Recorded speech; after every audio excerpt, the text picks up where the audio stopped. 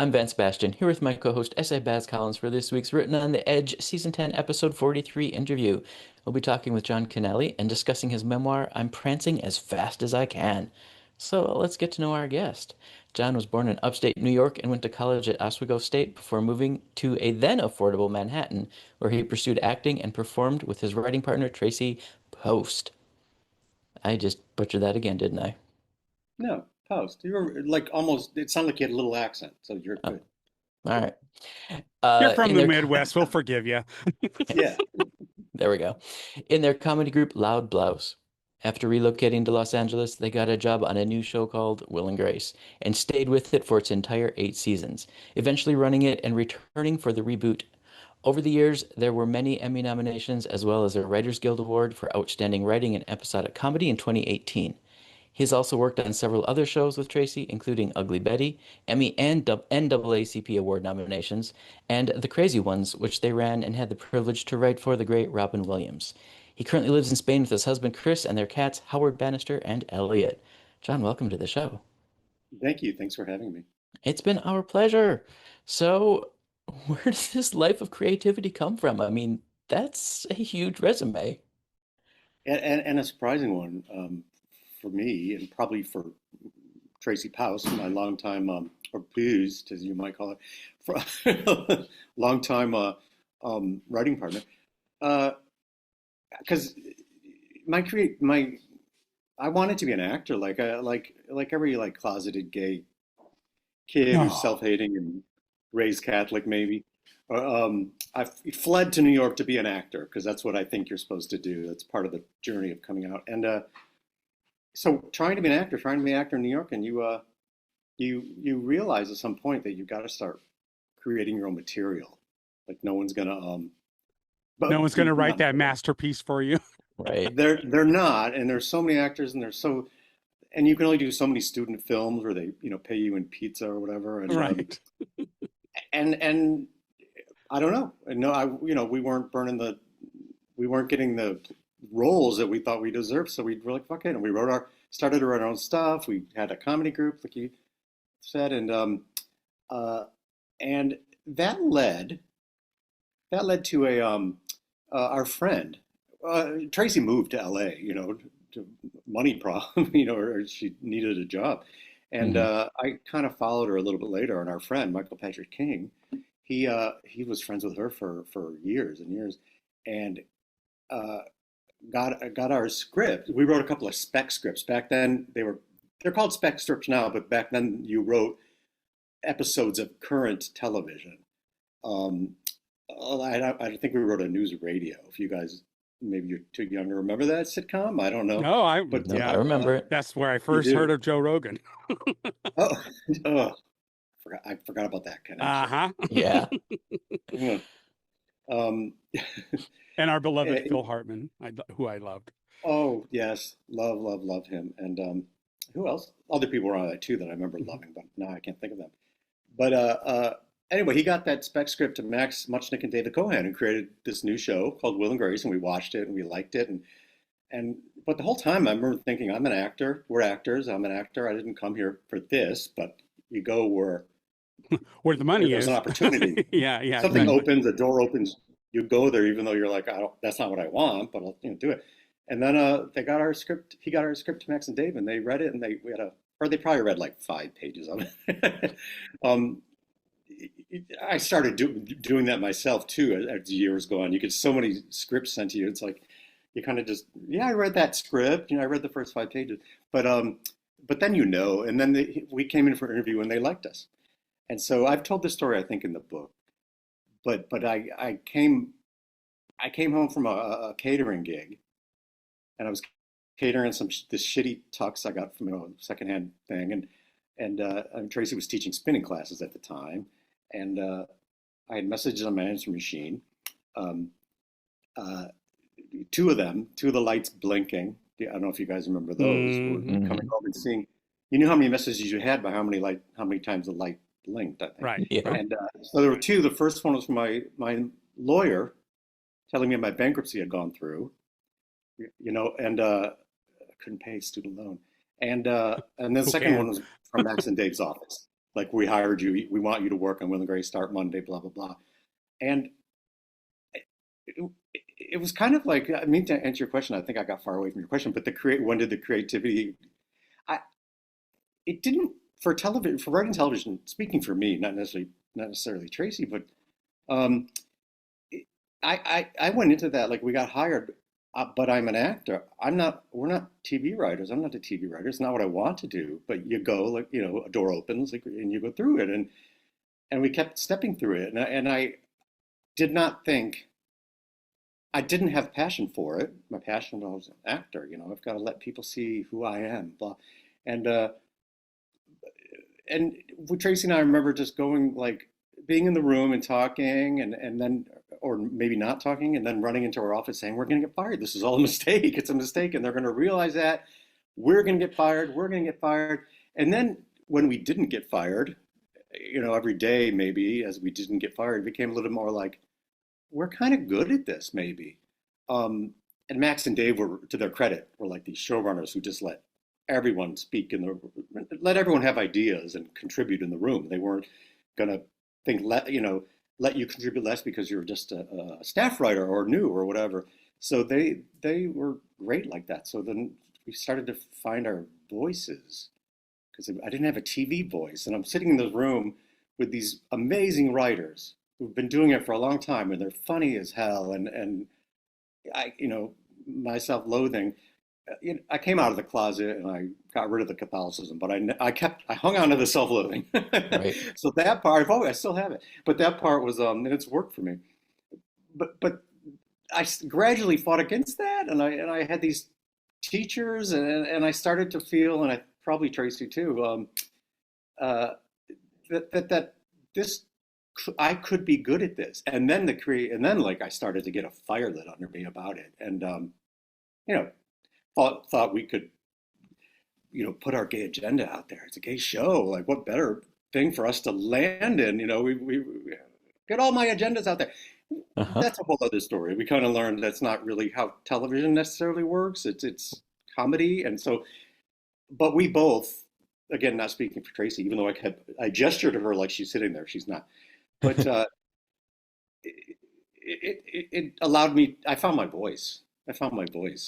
And my passion, which was writing for television, writing and laughing in the writer's room, and writing for these amazing actors. I mean, it was a perfect storm of amazingness for us to be. Yeah, what a playground. Yeah. Yeah. Yes. And sometimes not the same story for. Yeah. Well, and I'm just saying, sometimes you don't realize what a playground it is until you're in the thick of it, or in the past, you look back at it and go, God, that was really a wonderful place to play, Isn't that, and I would think that applies to everything. Well, yeah, exactly. And I think that as actors, because all three of us have that, I did in the world of opera, and Vance did a lot of acting as well, and he's some SAG-AFTRA member. But the whole thing is that when we do this kind of thing, you find that even if you're not in the vein that you wanted to be in, or in the track you wanted to be in, you often find that it still expands your creativity. So if you go back to that vein, you are much more fully capable of embracing whatever it is that you're about to do. Don't you think? Yeah. I think it might make you a better actor if you are also a writer. I mean, that's not anything revelatory to say, but yeah, it's good. And if you have hobbies, all that. Yeah. If you just are, I'm an actor, and that, you need to have a lot of other stuff and bring a lot of other. Well, that's where you draw from, is the rest of life. Yeah. So before we dive into your memoir, you did get to appear in an episode of Will and Grace. You got to act. I did. Maybe writing on it made me the perfect person to play Mitch. Yep. In the I can't remember what class. We were in a focus group, I think. Focus group, yeah. In an episode of Will and Grace, one gay. That was when Jack was at the network, right? He was at yes, we had him running like a Manhattan cable kind of thing, which doesn't. Yeah. I don't think that kind of thing exists anymore at all. But no, it's only on YouTube now. They've kind of made that migration. Yeah, that's a good point. Yeah, and it was Mitch, and I think I stole the clothes. I'm pretty sure I did steal those clothes. So Hollywood rumor only, but isn't there a rumor of like that happened a lot? Like, didn't oh, let certain pictures disappear from this set and go home with people and Yes, I think once in a while it did happen. But I also remember when the show was finishing forever, well, the uh-huh. first time and the second time, people, writers, actors just descended on that set like a piranha, like grabbing things. And I really wanted, Will had this a book called Butt. And I think it was a collection of Butt magazine, um, in a big bound yellow book, and it just said Butt, and it was on his coffee table, and it was always there. And I don't know if anyone ever noticed it, but I wanted that book. I didn't get it. By the time I got to the fought my way through, it was gone. Oh. So your memoir, your story, Yes. does it start in your ACT UP days in New York? Or does it start before that? Oh God. Well, our my story, and maybe yours too, I think starts the gay part of it, I should say. To me, it was like a long journey, and I was trying to like kind of get that in this book. I mean, going not chronologically necessary, but like showing this journey of like young kid, like knowing he's different and kind of hating himself for it. And I had the Catholic thing on top of that, and blah, and then Hmm. hiding, hating, and then and then there's a point. There was a then puberty, and then Jesus Christ, shit hits the fan. But then there's a point where you think I'm maybe you think I can get rid of this with a shrink. A shrink can change this about me. This was Hmm. my journey, and I think a lot of people might. And and then it's like, well, I'm bi. I think I'm bisexual, so that's okay. Yeah, the I pit can stop. embrace Yeah. the hetero side. I'll embrace that. And I'll just kind of move the other one over there because I can do both. And then it's like, and then college, I'm gay, and then I'm really gay in New York, and then starting to. It's somewhere in there for me. It's kind of later by New York where I started to feel I was becoming who I am. So my journey in the book, I think, and in life that I found really interesting and wanted to focus on was that kind of gay journey because I don't know if I think there's still elements of that young gaylings have today, Uh-huh. and at a certain age, whatever age I say I am, those people I think can really relate when I talk about this kind of gay thing to most of it, Oh, if not just certain points. oh, absolutely. I mean, we're still a minority, and even though, shows like oh, blanking on it, the musical show that sort of changed Glee? everything. Glee, thank you.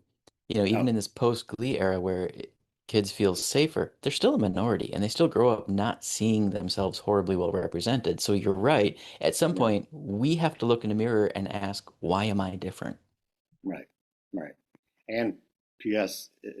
Things are going the other way now, as we Yeah. all know. So it's like, yeah, they've got to fight even more now after, And, it and it's might not just here in the going back States. to the, Yeah, but it's yeah, not just here in the States. I mean, Right. it's happening around the world that this yeah. is all coming up again. It's like And we've I learned blame the nothing. states. I blame the states for a lot of that Oh, because yeah, of, because of the media. Yeah.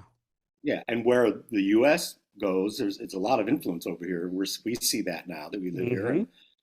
and yeah, we do see that, and I'm just like we live in Sitges, which is kind of I wouldn't say it's a bubble, but it kind of is actually not a gay bubble. It's just a bubble of a little town that's very mixed and gay and very accepting and stuff. But outside of this, I see how things in Europe are going, and I blame the United States.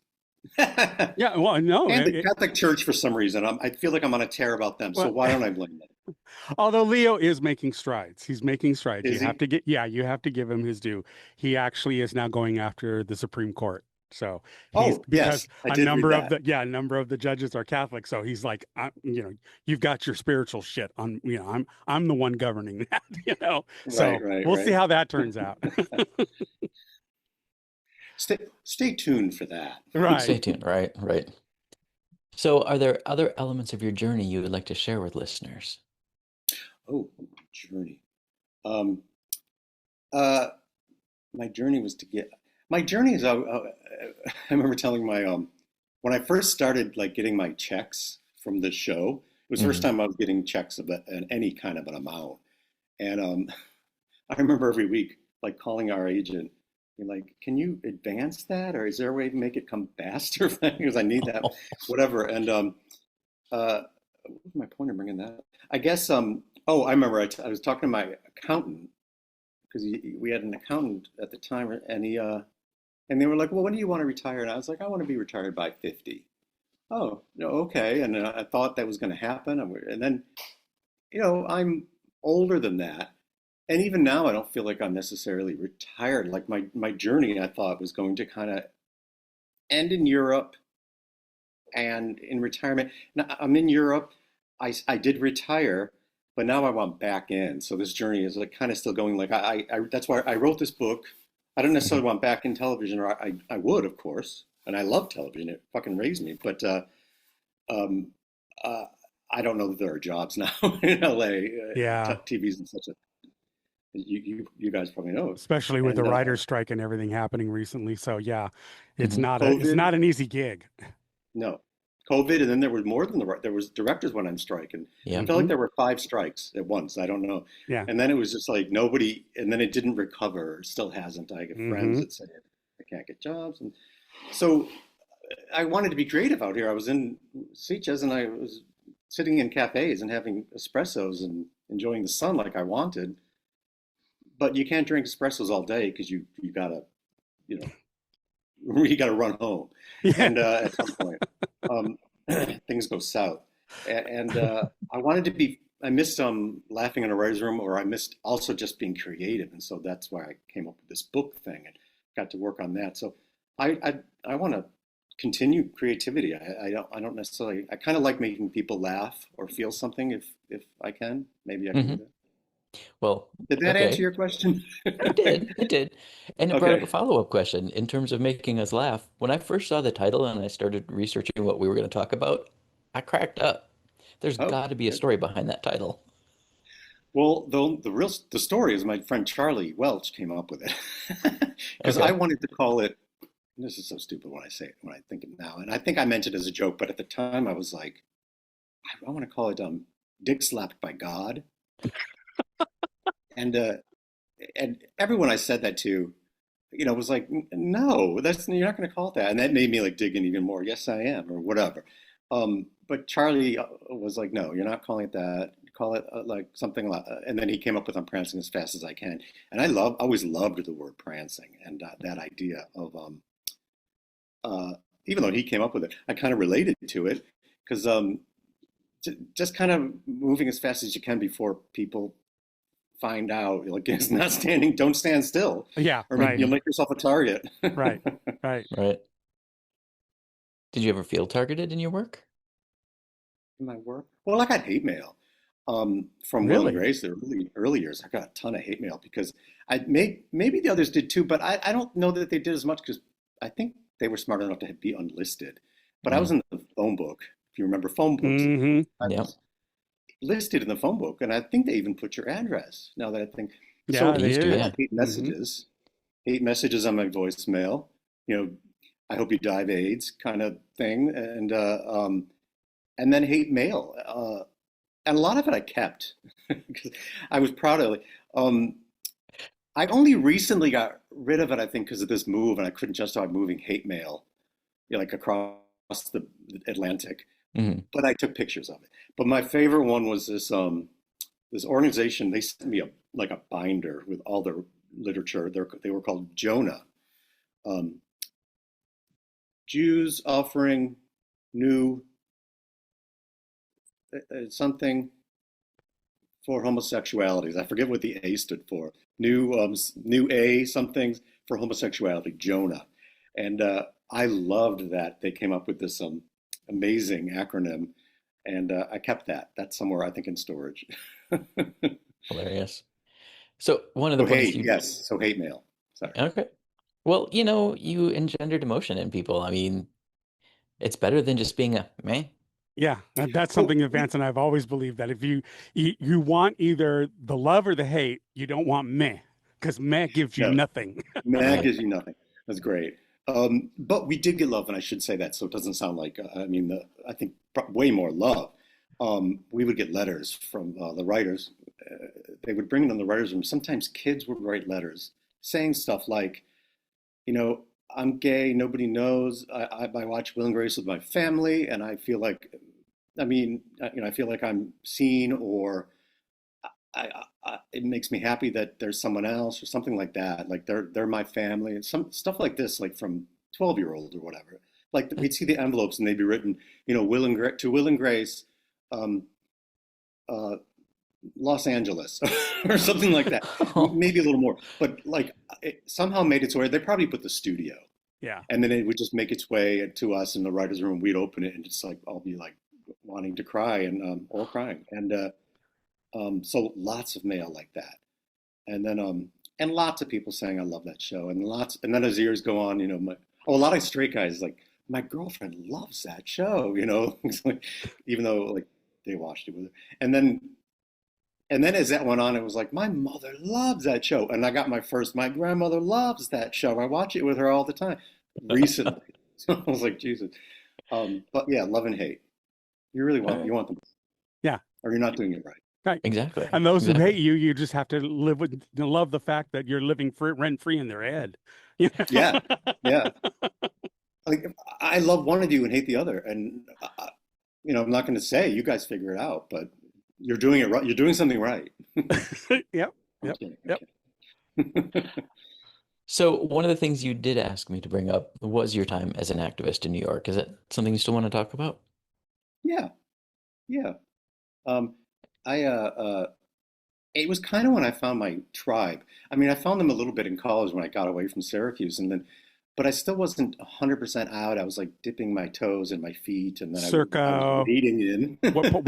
what time period are we talking? Circa what? uh, mid to late, no, mid 80s, Oh, okay. mid Okay. 80s for Okay. that, for the wading into the water. But you know what? I didn't get to that point where, you know, when you're wading into the water and it's a little cold and it gets right, it's about to get to ball level, and that's like going to be the first shock. Real shock. It Yeah. didn't get there, but when I graduated and got the hell to New York, it got over that level and kept rising, and but I still was just discovering who I was, and I wanted, and well, I also wanted to please my anger somewhere, but I was righteously angry and about what was going on with AIDS, and how the government was just ignoring it, and people were vilifying people with HIV and AIDS. And so um, and ACT UP had formed a few years earlier, I think. I got to New York, I think in '89, or late '88, and so yeah, so I was there kind of at the beginning when the meetings were at the Gay and Lesbian Center, which was called the Gay and Lesbian Center then. So I think it's LGBTQ something center, but uh, then it moved to Cooper Union, which was much bigger. And but I found my tribe. I found people who thought similar to me, who I could work with and do something with. I wasn't like a huge, like I didn't speak in front of the group, and so I was one of those foot soldiers. But there were many of us, and we were necessary. So you know, went to a lot of the demonstrations and stuff, and found common ground with other people and people that I'm still friends with, and probably this bond of like of devastation, and then humor, because you can't lose your humor in all that. So that's kind of glue. That's super glue Hmm.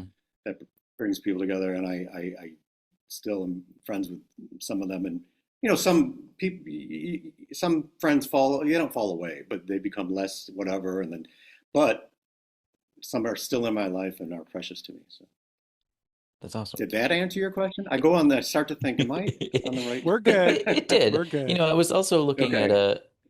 as things in the US are progressing in a backward direction right now, it's important for us to come together again, as back then. Not only for visibility, but for just to support each other. And you can't find that support in apps or in video games. Plus, the children have never known anything but acceptance. And now they're finally getting the kickback, the real pushback. And so it's time for we, as their elders, to show them this is what we did.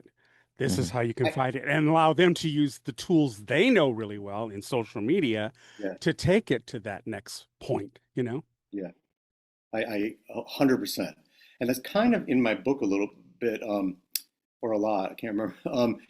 This age thing, because I know it's very, very general, but I did want to talk about how I in my youth and people of my age and era we had crumbs, and now maybe young guys today don't have crumbs and can just take it, and feel good like a gay marriage. Maybe we've always had gay marriage. I mean, do they know about their history? Right. Was my Right. thing. And I'm speaking very generally because I know that's not true for every gay kid. There was gay kids in Louisiana probably wouldn't agree with that, but I think there was something to that. And then that was part of why I started this book in the first place, to make sure that, like, without doing it in a wagging finger kind of way or teaching kind of way, because nobody likes to be taught something in a book, but just kind of remind people that, like, things weren't always like they are now.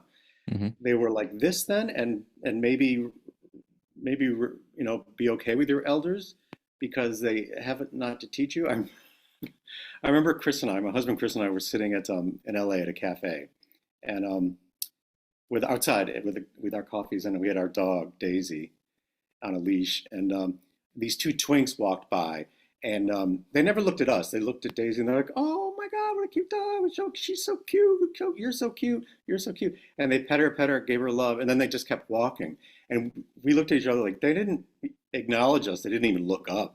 And I'm pretty sure that's because we were older. And we were joking that, like, they didn't even literally see us. They just saw a leash like going up and then hanging in the air, and they were like. And we joked that maybe they would say to each other, like, "We got this dog is all alone. Like, what do we do? Let's get it to, somewhere, a rescue or something." And so that started me thinking about this disconnect, but also remembering when we were young, and maybe you guys did this too. Is like you kind of dismiss older gays.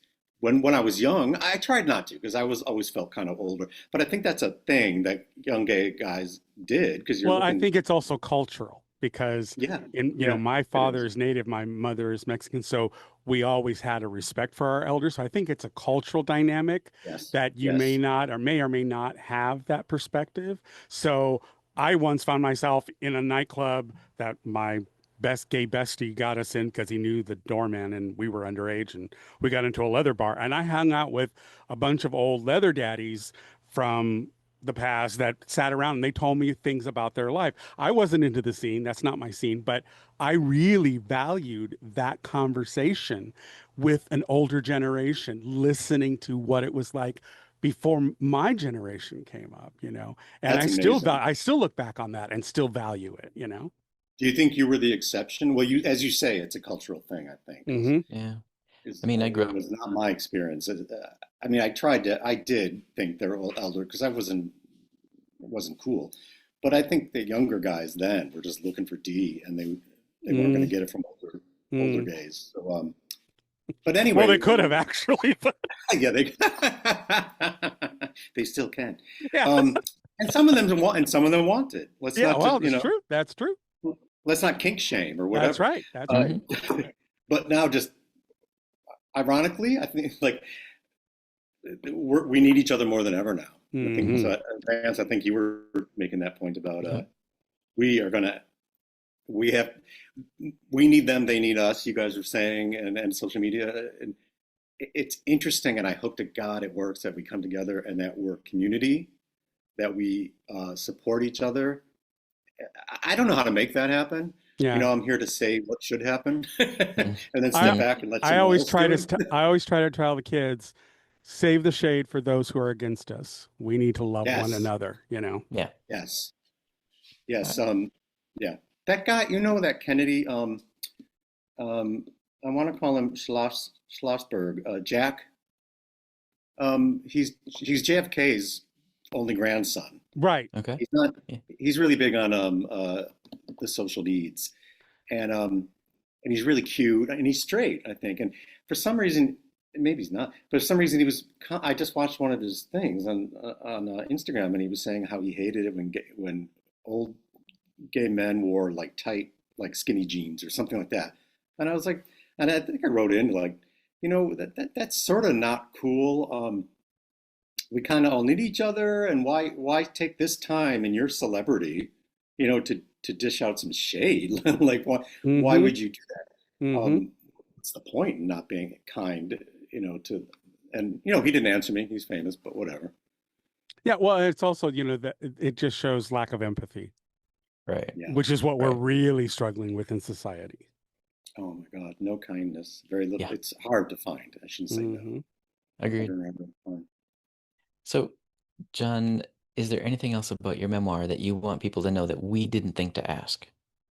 Oh, it's. oh, I think it's funny. There's a couple of mistakes I noticed. Um, and like editing things. Like a character I noticed when I was doing a reading recently in New York, and I was reading, and there was a character, I can't remember the name, let's say Bob, and then reading it as Bob, and then his name changed in the next paragraph to something else, like Rick. And I was like, being an actor and having done improv, I was able Right. to just continue Cover with it. the Yeah. name Bob. Yeah. And I was like, Uh-huh. how did that get in? But I think more important than that, is what do I want people to take me? I, I, I think,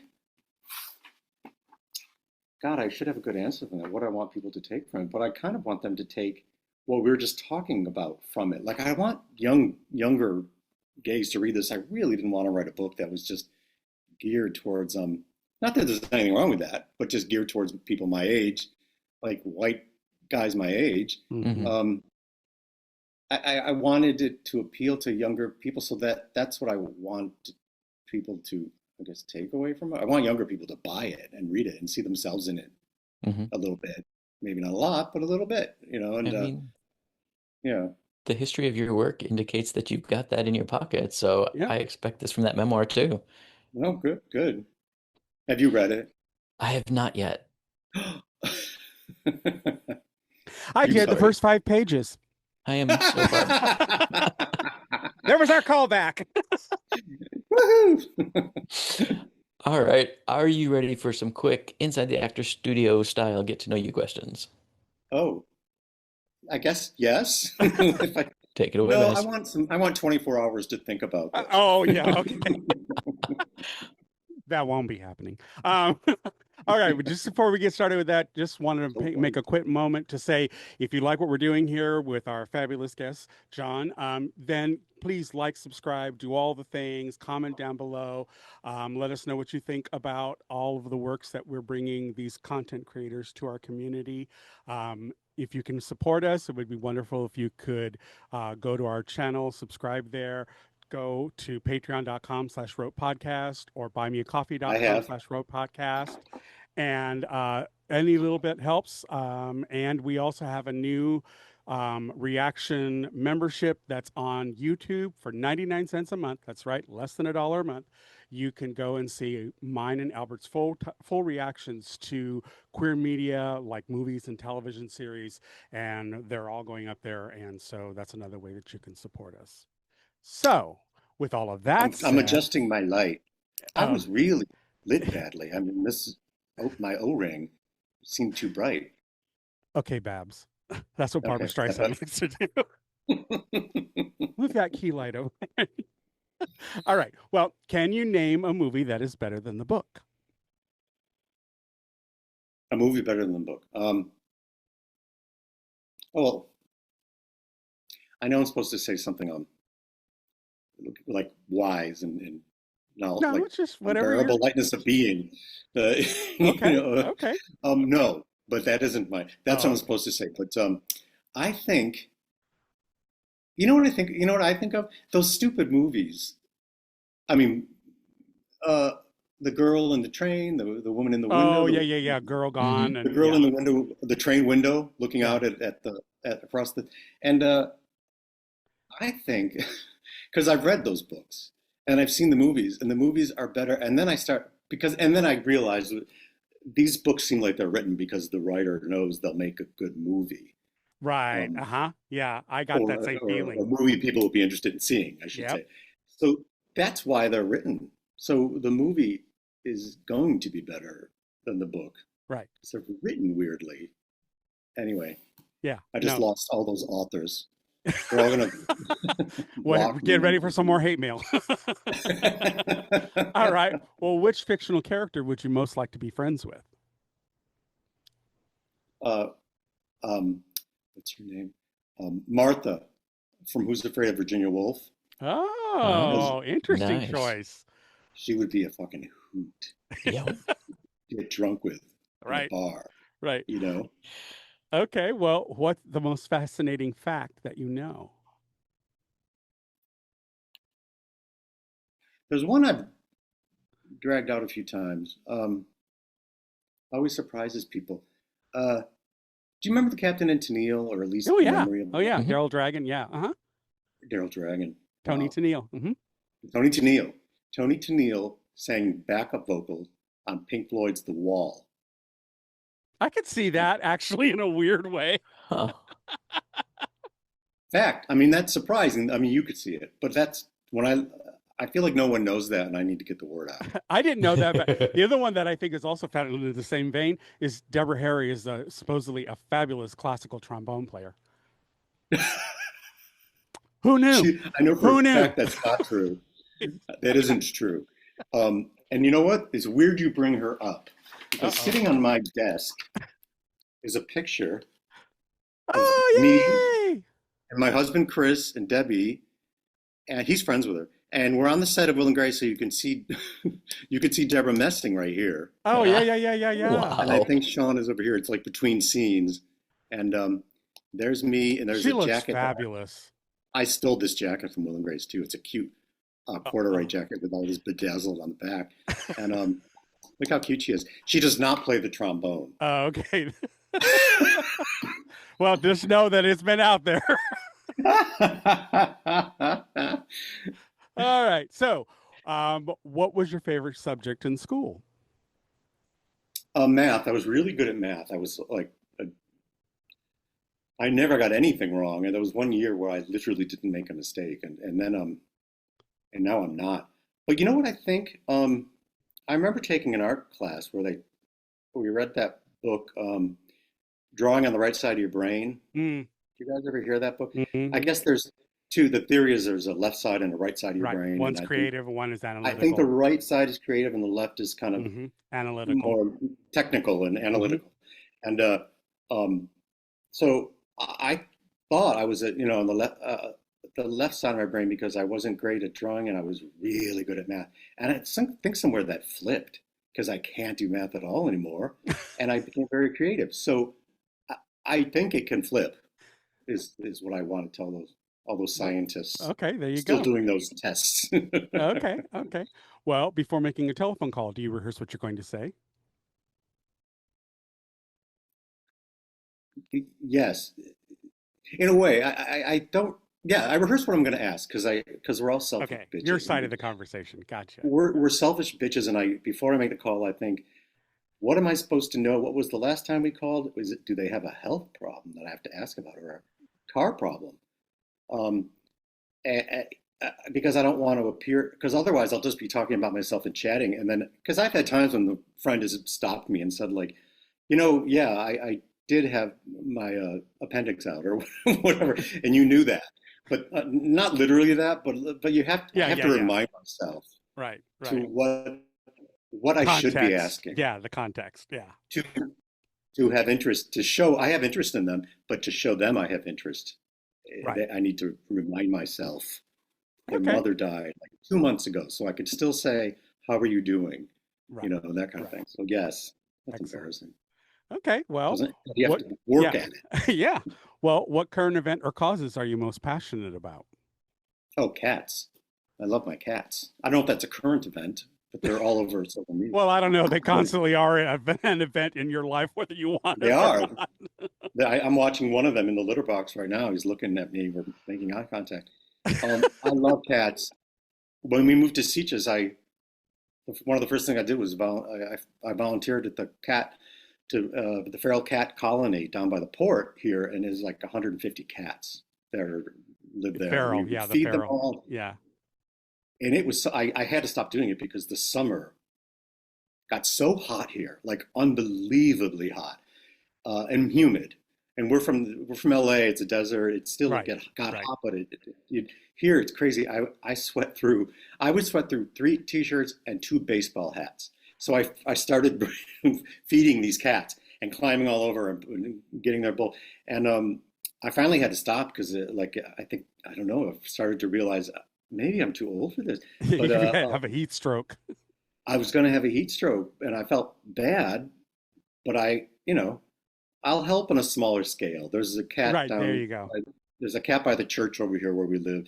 We named him Senor Don Gato, and he has a girlfriend. I can't remember what we called her, Barbara, Debbie, or maybe That's Debbie, random. Debbie Harris, and Debbie Kitty, and we feed them once in a while.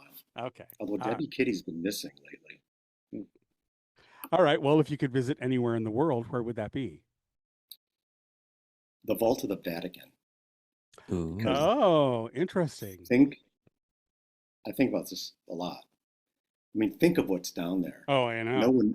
None of us know, but what's down there is hundreds and hundreds of years of stuff they want to keep us from seeing. And I read, and that's true because I read it, that they have the largest pornography collection in the world Hmm. in the vaults of the Vatican. Interesting. Yep. And Well, stuff Pope Leo's getting rid of the Opus Dei thing, so we're making strides. It's getting there. Who knows? Maybe one day he'll just go release the porn files. yes. No, I think he would meet with a heart attack before any of that happened. Well, 'Cause, that's probably true. I'm all about Vatican conspiracies. Right, and- right, right. Okay, who, if anyone, was your first celebrity crush? Olivia Newton-John, Oh, without a doubt. love that. Love that. In a denim jumpsuit on the cover of one of her early albums. Yeah, yeah, yeah, yeah. All right. And I know it sounds like it should be a guy, but no, she No, was we love our absolute- divas. Oh, yeah, our divas, yeah. And love can mean many different things. Mhm. So my Mhm. crush can mean different things. Of course, you can have crush Hey, on. I had posters of Linda Carter as Wonder Woman all over my bedroom. I confused the hell out of my dad. So, Oh yeah, that was confusing for them because I had similar things. I had I probably had Debbie Herring, and I even had Patti Smith for some reason. What were you guys? You were Linda Carter. Linda Vance, Carter. what was your crush? My first celebrity crush was Harrison Ford in Indiana Jones when he Oh, had good one. that see, shirtless he was jacket. legit. I Yes. get out only because it was Wonder Woman. That's how I have the gay connection, which is what my father never made the connection with. He knew I was gay, but he's like, "Why do you have all these pictures of Linda Carter up on your wall?" I'm like, "Figure it out. Confused. That's Go one day with it, you'll Dad. understand. Figure it out." By the way, Okay. she still looks amazing. Oh, she looks does. amazing. She's fabulous. All And right. Harrison Ford looks amazing too. He's Yeah. in the last Indiana Jones a couple years ago. He's Mhm. like shirtless in 80, Yeah, and I know. I'd hit that. Yeah. All right. So finally, what's your personal favorite recipe that you make, and are you willing to share it with us?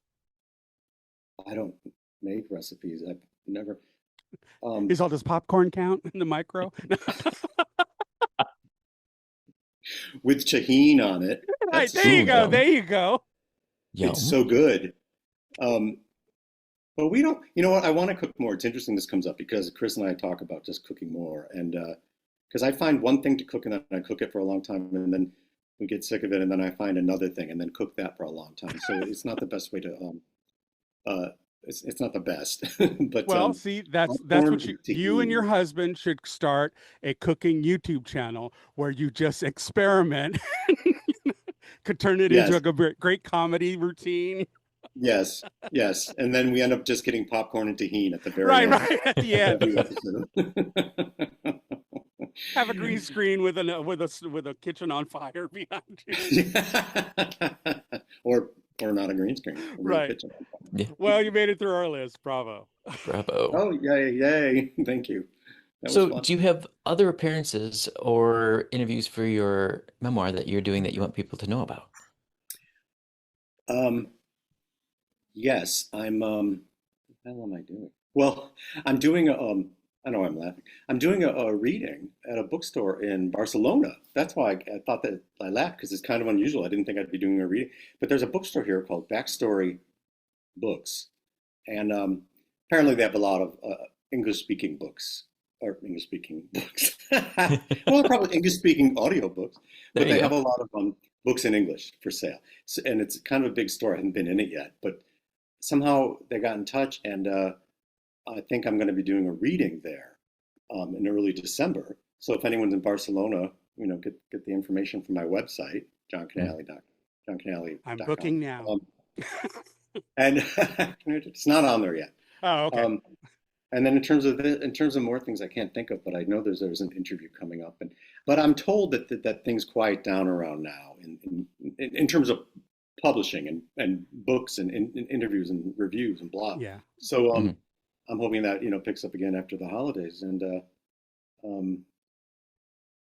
yeah, I can't think of anything else I got going on, but JonKinnally.com is my website. Perfect. At Jon Kinnally, Jon Kinnally, Facebook. It's all very easy if you spell it right. Exactly. And you're on Facebook, Instagram, and Blue Sky that I found. Say it again. Sorry. You're on Facebook, Instagram, and Blue Sky that I have found. Yeah, that's shaming because I don't go to Blue Sky at all. Oh. I have to go back. Well, we can strike it. That's okay. I just want to share the reason why I started laughing is you started saying all the places that you had, and every time you said your name, the transcript AI wrote your name differently each time, and then you ended it by saying, as long as it's spelled correctly. Amazing. AI is going to destroy us all. Yes. Or at least misspell our names. Right, exactly. They're going to misgender everyone. Uh-huh. So, Jon, do you have any final words of wisdom for folks? Just, if a door opens, if there's an opportunity that doesn't fit your agenda or the journey you see for yourself, just take it. Take it. It's a good one. It'll lead to something good, or something else good. I guess that's if anything, it's a networking opportunity. Yeah. Perfect. All right, folks. And raise yourself up, because don't expect others to raise you up so much. They don't do it so much anymore. If they ever, I think maybe they did, but you have to raise yourself up, because I think there aren't doing this book. I just don't think there are enough people on staff anymore to do, and their plates are full. So a small something comes along and they're just like, yeah, okay, well, we'll sign you, but you do everything, because maybe they don't have time, maybe they don't care, I don't know. But I think it's because they just don't have time to raise up something that moved them or inspired them. So somehow you got to do that yourself and do it for others. Yep. Hence why we're here. Others. That's why we're here. Yeah, it is why you're there. Love it. Thank you. We'd like to extend a huge thank you to you, Jon Kinnally, for joining us. Thank you so much. Do you mind if we do this again? Because I'm finally getting the color right. I think my Olight. Okay, Babs. That one's not good. But thank you for having me. It's been our pleasure. And we at Written on the Edge are proud to introduce you to new media by queer content creators. So if you enjoy learning about new artists or hearing our thoughts on entertainment media, please like and subscribe and get all the alerts and join us on social media. The show was produced by Rogue Ravens Media. For our links, disclaimers, and links to all those socials, visit www.roadpodcast.com. See you next week for your queer media fix. Bye.